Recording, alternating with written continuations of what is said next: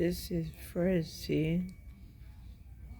I'm at the clinic. The doctor sent me there because I have to have iron. My body is low in iron. I can't too, I can't talk too loud. So I'm getting some fusion of iron. I have to come back 3 different times to get my iron because my iron is very low. Yep, that happens sometimes. Sometimes your iron get low and you have to have it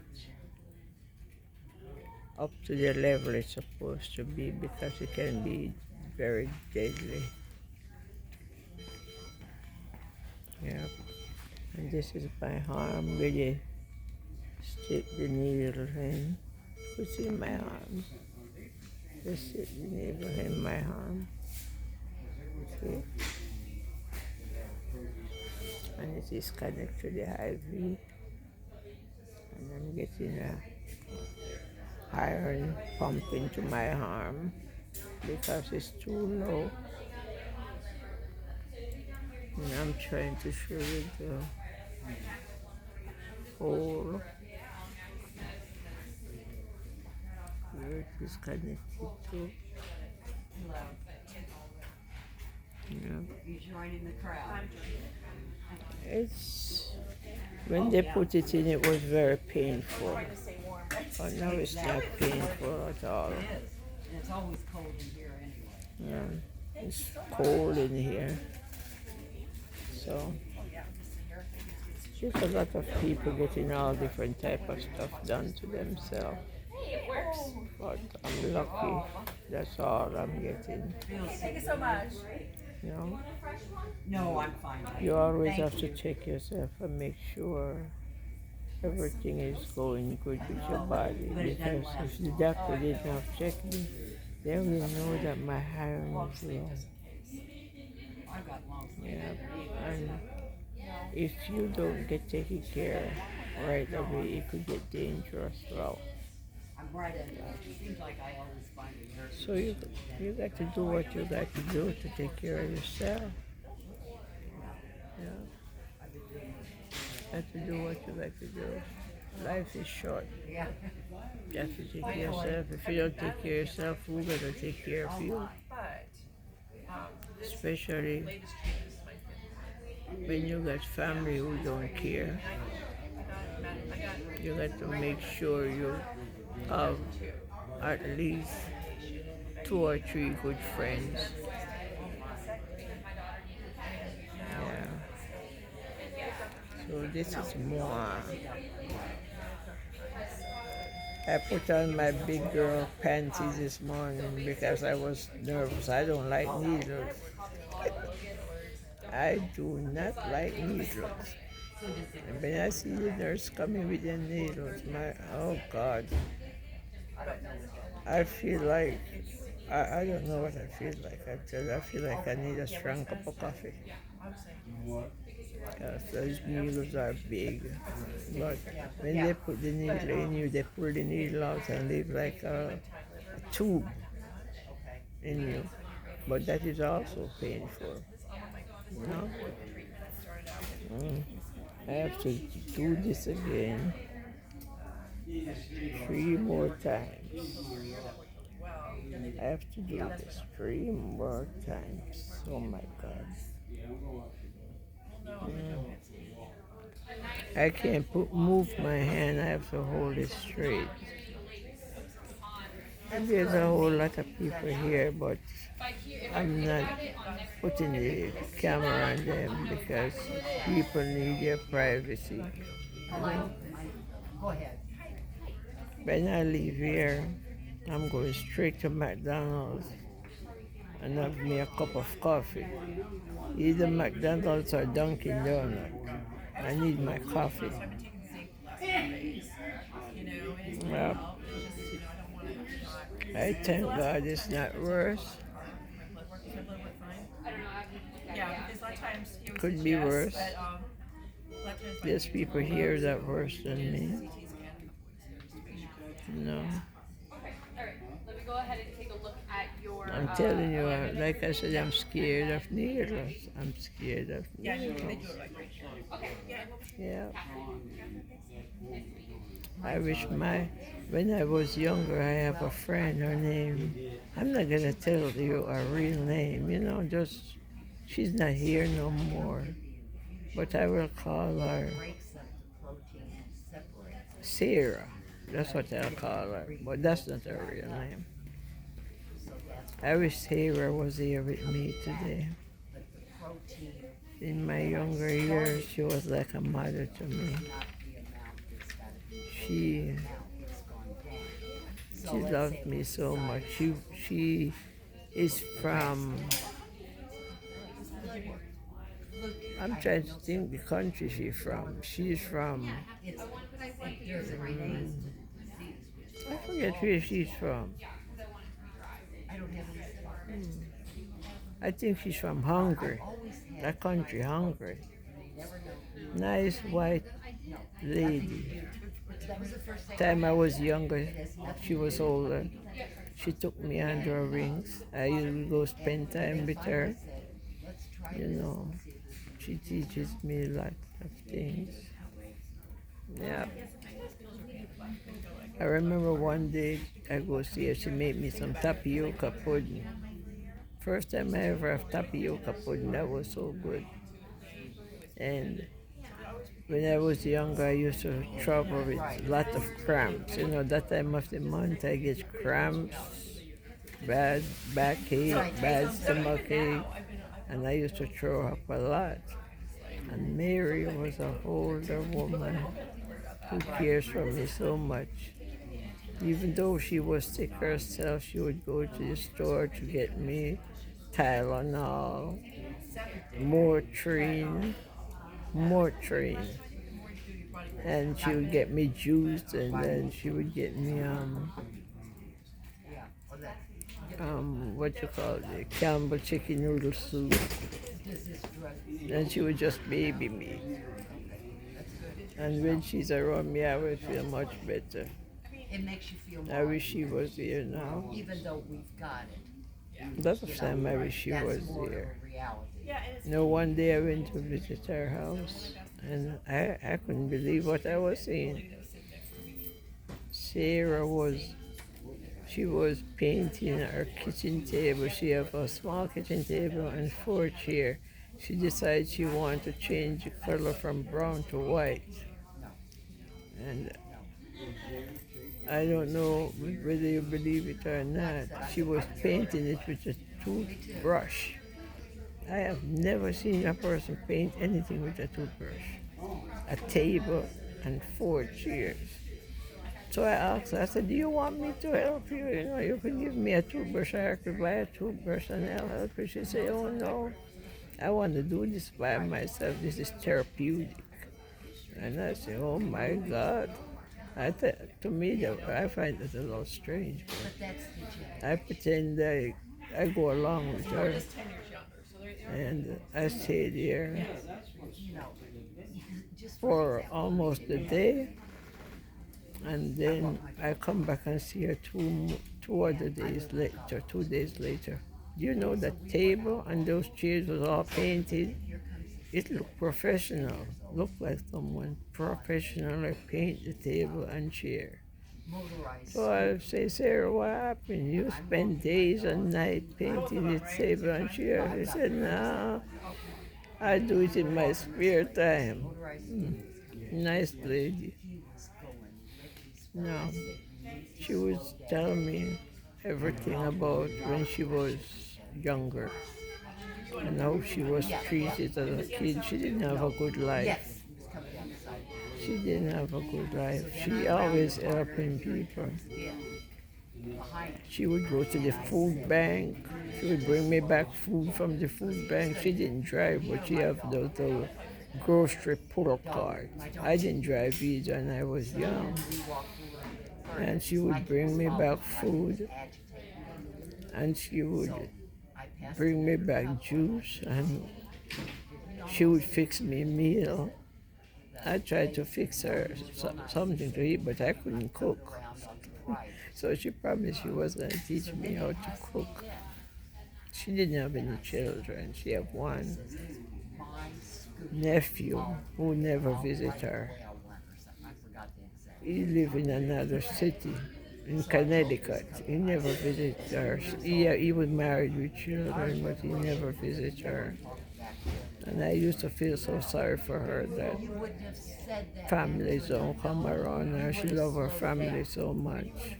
She talked about them so much. I feel like I know her whole family. And You know, you might have ignored it, Sarah but you wouldn't have. was a very good lady. She helped people out in the neighborhood. And you know what? That was in the And that's projects. what got I me was mad. living in the So I projects. kept looking out my And one eye, and I thought if I she lived in the project. She was the only white person in the project. And do you know that sometimes I would worry about her because she was the only white person in the project, but no one bothered her. They respect her so much. You know, nobody bothered her. They all call her Auntie Mary. The kids respect her, the grown people respect her. Guys behind the corner selling drugs. You would see girls standing up at the corner doing their prostitution because that was in the project. And no one bothered her. She lived upstairs, and I was staying with friends on the first floor. And in those projects, when you're going upstairs, people use the hallways as bathroom. They would just urinate in the bathroom. I mean, urinate in the hallway. And when you pass in there, it is so stink. And you know, you got to hold your breath. You got a lot of cigarette butts on the ground. I used to come out and try to sweep. But as soon as you sweep it up, there's beer bottles, those big old beer bottles, you know, that them guys used to drink back in the days, wrapped up in brown paper bags. And Mary, both of us used to try to clean the place up. You know, she was such a nice lady, I'm telling you. Very nice. There was nothing she wouldn't do for people. I would go to the store for her sometime. I said, let me go to the store for you, Mary. You don't have to walk that far. You know, I pulled the cart, I go to the store for her. And she was very kind. She was an old lady, but she used to go to the nursing home to visit patients and bring them stuff. And I've been asking her, Mary, aren't you tired? She said, no. I help whoever I can help. And I said, Mary, that's why I love you so much, you know. You is so down to earth. And I said, if there's anything I can do for you, I don't care if it's night, in the middle of the night, or day. You call me and I'll come. I'll come. I don't care how late it is. You call me, I come because you're like a mother to me, you know. Mary. I think about her often. And Mary, one day I went up to visit her and I couldn't believe what I was seeing. Mary was sitting around the table. She invited me for dinner. And she was sitting around the table. And then I looked. Mary was eating. She was eating cat food. I was like, Mary, why are you eating cat food? You got food in the house. Why? She said it's cheaper. And she said, you need to taste it. It tastes very good. I said, no, I ain't gonna eat no cat food, Mary. And she eat it. And she would always go to the soup kitchen. She go to the pantry. And the saddest thing, when Mary died, oh, I just call her real name. I meant to say Sarah. When Sarah died, she left $250,000 for her nephew, a person who never visited her, a person who don't care about her whether she live or dead. And he come and he collect the money. And they wait for weeks upon weeks before they would bury her. You know, Yeah. Good, you know, I work. I didn't have no say so about whether a funeral or not because I was a family and they called me out, you know. But I couldn't believe Mary died and leave $250,000, yet she was eating cat food. The other one that they tore down. That is what's so very sad. Yeah, a true story. That somebody put themselves through that. I don't know, someone She have this beautiful garnet rings and one ring on her finger, and she said, "Yes, thank you very much. Thank you. Okay, thank you. Thanks." They say they go and there's like a bar. oh, that'd be And nice. she They're said, not public. Francine, when I pass, this ring on my finger gonna be yours. And I said, thank you, Mary. She said, no, this ring is yours. So I wasn't, you know, I'm not a person who love people things. I like to buy my own stuff. And if you say you're going to give me something, I'm not going to bother you about it. And if you give it to me, you give it to me. You give it. If you don't, you don't. I don't think about it. But the day Mary got sick, and I don't know who it was that called, probably the nurse at the convalescent home because she did wind up going to the nursing home. I visit there a couple of times. I always check on her to make sure she's all right because she's very fussy. She likes to take care of people, but she don't want no one to take care of her, so I always go there and check her.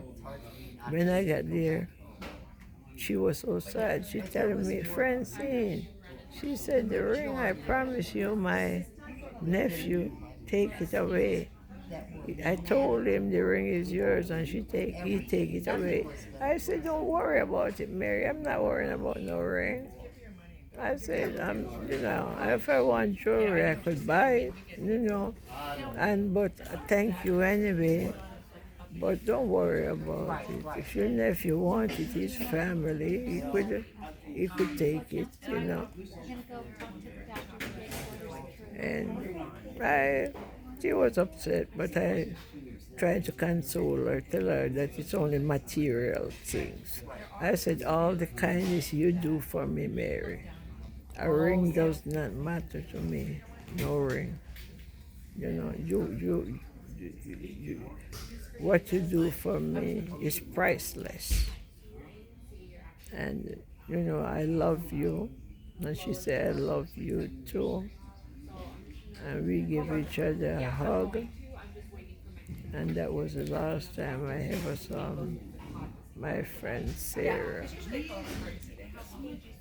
And I miss her. And let me tell you something. You got good people in every race. She was a white woman. And, you know, she have a good heart. She treat me better than most black people treat me, to tell you the truth. Because she think about me as her daughter. She never have kids and it's like she adopt me as her daughter. But I miss her. You know, I don't worry about material things. I worry about the heart. What people have in their heart. A person don't have to give me anything, but just treat me right. I appreciate it. When a person respects you and you treat them right, they treat you right. And see, when a person treats you right, you're going to do the same thing for them. You got to treat them right too. Go both ways. And I'm going to end this video now. I'm going to sit down here waiting for this fusion to finish so I could go have me my coffee and get back to the day in the life of Francine. So, this is Francine Williams signing off from getting my iron infusion. And I hope you have a blessed and wonderful day and take care.